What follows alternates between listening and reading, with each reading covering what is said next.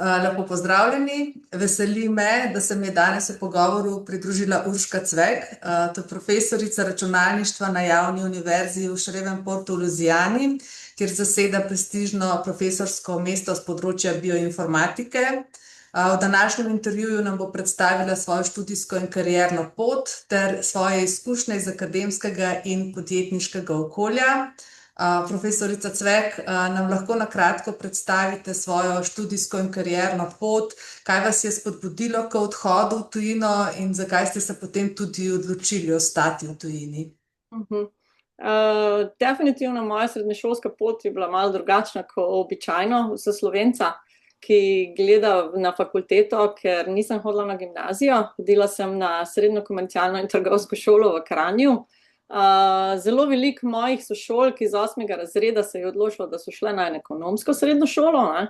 In jaz sem se pa odločila za komercialo, ker mi je tisto nekako bilo bolj po godu. Nisem hotela iti v splošno, ampak sem hotela iti bolj v trgovinsko smer.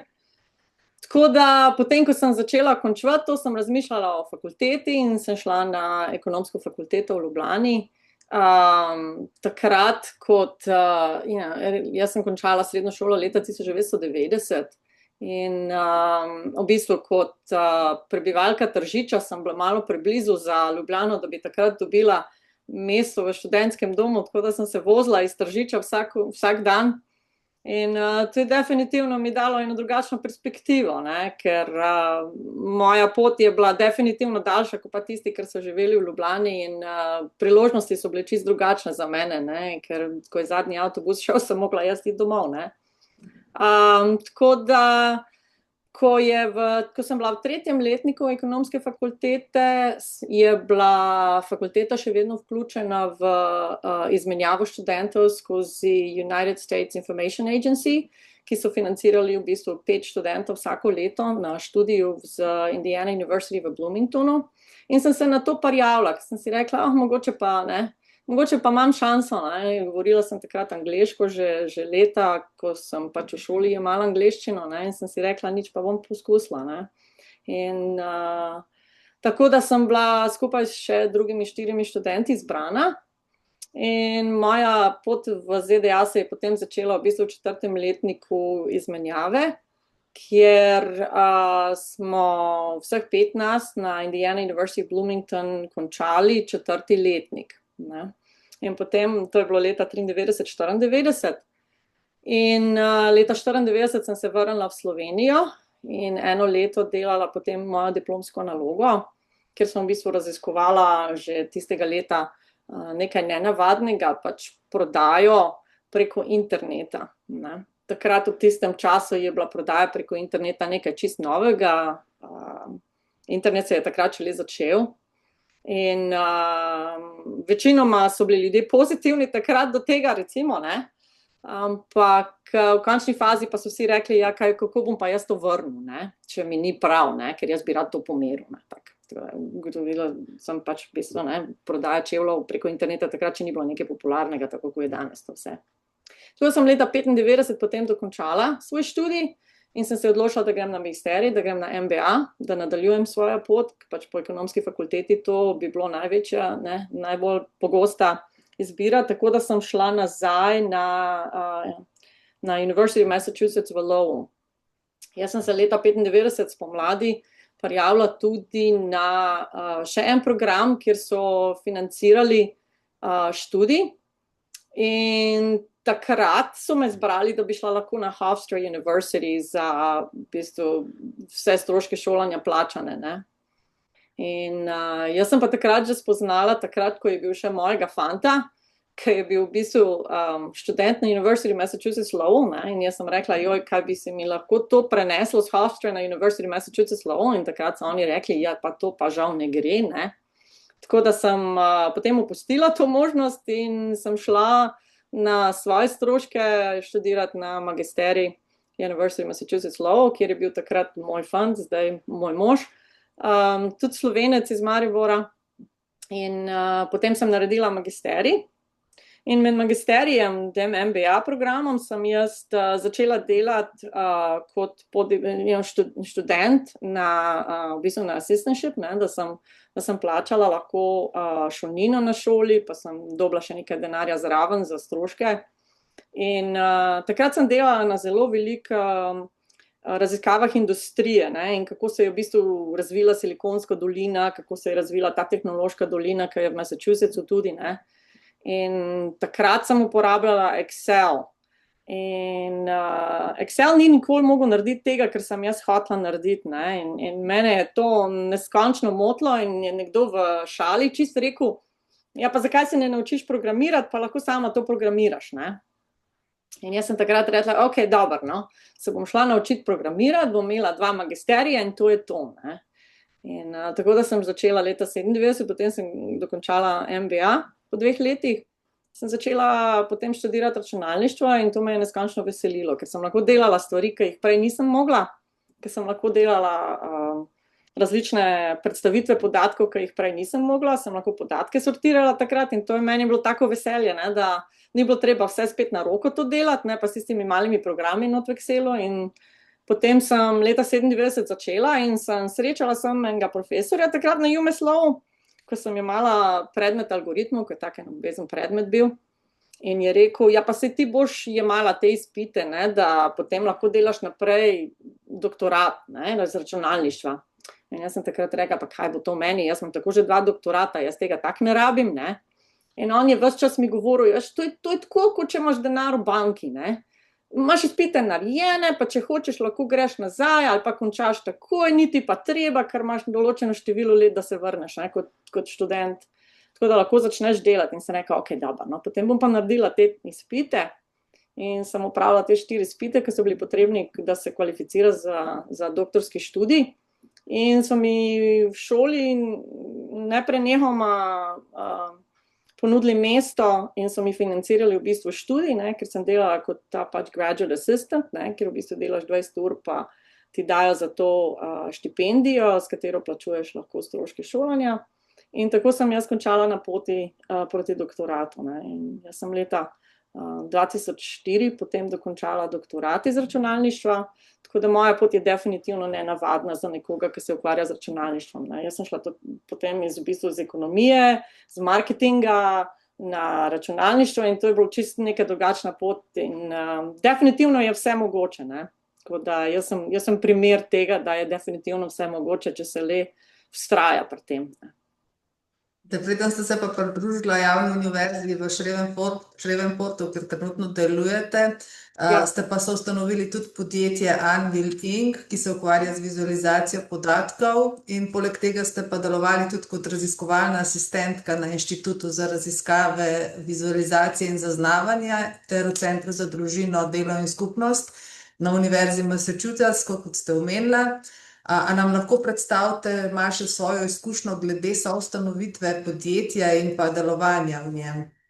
Ja, kot študent računalništva na podiplomskem študiju običajno je to tam 4-letni študij, ne. Recimo, če se primerja z medicino, študij medicine pa osnovnih medicinskih znanosti, kot je recimo biokemija, kemija, biologija, običajno ima 4 leta podiplomskega študija, poleg tega ima potem še, kar se imenuje pač postdoc, ne. To je v bistvu, da 2-3 leta nekdo dela raziskave še samostojno, preden postane profesor ali pa ima mesto v industriji pa to, ne. V računalništvu je pa to dokaj nenavadno, tako da običajno vsi zaključijo študij po 4-5 letih in potem se pridružijo v industriji ali pa grejo v akademske poti, ne, ker pač odvisno od želja, ne. Moja pot je bila nekaj daljša, ne, ker jaz sem leta 97 šele začela z računalništvom, ne, tako da sem najprej mogla opraviti 6 predmetov še iz osnovne te dodiplomskega študija in potem sem šele lahko začela s tem, ne, zame je bilo to novo. In moj mentor takrat je bil pa zainteresiran, da ustanovi podjetje. Bil je zelo inovativen, delal je zelo veliko raziskav skozi financirane projekte, ne, in takrat je rekel, to bi bilo pa dobro, če mi to ponudimo, ne. In tako da smo ustanovili Anvil Inc. Ne, in sem bila tudi soustanoviteljica tega, ker so bili naši algoritmi so bili noter, pa naše načini predstave podatkov so bili noter. Mi smo bili takrat eni med prvih podjetij, ki so ponujali v bistvu, da je zgodovina celega raziskave na podatkih, ne, je vse bilo označeno. Tako da, če si hotel, recimo, si spremenil podatke, ki so šli v ta algoritem, pa ta proces se potem lahko ponovi in smo mi pač to imeli to kot eno izmed teh ponujenih storitev, ki smo jih mi upravljali, ne. Nismo ponudili izdelka na trgu, delali smo to pač kot upravljali storitev za naročnike, tako da smo se s tem ukvarjali večinoma in ja, potem pa tistega leta, potem v tistih letih, v začetku 2000 je bil pač, trg ni bil primeren še za to, ne, in potem je Anvil Inc. prenehal obstajati. Jaz sem diplomirala in sem se odločila za akademsko pot, potem takrat leta 2004, ne. Del razloga, zakaj sem na LSU v Shreveportu, je zaradi tega, ker sva z možem oba v računalništvu in sva dobila 2 mesti profesorja. Jaz sem v bistvu podpisala pogodbo, ko je on podpisal pogodbo leta 2002 in od takrat naprej so mi v bistvu čakali, da sem jim pomagala pisati prošnje za projekte in leta 2004, ko sem pa dokončala svoje diplomsko delo, sem pa potem doktorsko delo, sem pa potem se pridružila tudi univerzi. V kakšni raziskovalni skupini pa delujete trenutno oziroma v kakšne projekte ste pa sedaj vključena? Ja, že med študijem so me zanimale obdelave podatkov, ki v bistvu so iz medicinskega področja. Takrat sem se ukvarjala večinoma z predstavitvijo recimo kandidatov za zdravila, ki smo delali na projektih za različne podjetja, tako recimo Pfizer ali pa Merck pa to, ne. In zato je mene to veselilo, tako da sem se začela ukvarjati s kar je zdaj imenovano kot mogoče bioinformatika pa analiza podatkov. In v Louisiani imamo manj denarja iz zvezne vlade ameriške, kot pa imajo nekatere druge države. V bistvu se vsaka zvezna država je ocenjena na podlagi tega, koliko dobijo denarja od National Institutes of Health, recimo, ne. In ker imamo pač manj denarja kot država, potem imamo možnost, da se prijavimo še na dodatne financijske te pač področja. In tako da sem se že takoj vključila v to, kar imamo pač ponujeno. Mi imamo, kar se reče Louisiana Biomedical Research Network, ne, ker je National Institutes of Health sponzorirano in letos praznujemo že 24 let naše organizacije, v kateri želimo povečati število študentov, ki se vključujejo v raziskave, podpiramo dodiplomske, podiplomske študente, imamo projekte za profesorje, ki učijo na šolah, ki nimajo toliko sredstev. In tako da to me je zelo veselilo že takrat in zaradi tega sem se potem začela s tem ukvarjati in ustanovila tudi center, kjer pomagamo za to, ne. In jaz sem eden od profesorjev, ki pomagajo z obdelavo podatkov na tem področju, ne. In to gre vse od recimo podatkov o pacientih do javnih podatkov, ki so dostopni. Tako da moje delo vključuje zelo veliko računalništva, ampak hkrati pa tudi statistike in matematike, ne. Tako da pač s tem se ukvarjam, ker me to me zelo veseli, ne. In vedno je nekaj novega, nekatere stvari so vedno enake, nekatere stvari se pa vedno spreminjajo, ne, in potem to mi tako nekako ustreza, to rada delam.